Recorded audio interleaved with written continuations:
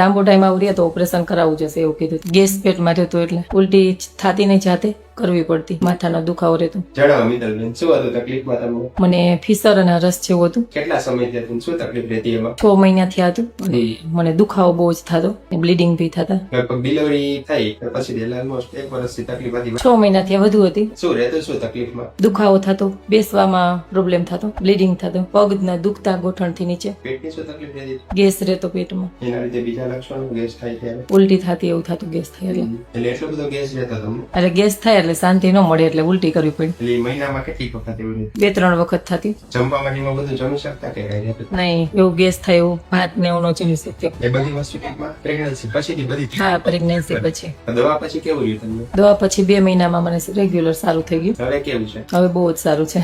લાઈફમાં હું ચેન્જ લાગે દવા પછી? દવા પછી ઘણો ચેન્જ લાગે છે. ક્યાં ક્યાં સુધારા લાગે? આ દુખાવો થતો એની પેટને તો ગેસ વહી ગયો. કેવો અનુભવ રહ્યો દવા પછી? અનુભવ સારો છે. હોમિયોપેથિક દવાનો. નહીં આવે ને ઓપરેશન? નહીં, ઓપરેશન નહીં આવે. ઓપરેશન વગર હોમિયોપેથિક દવાથી મટી શકે એમ? હા.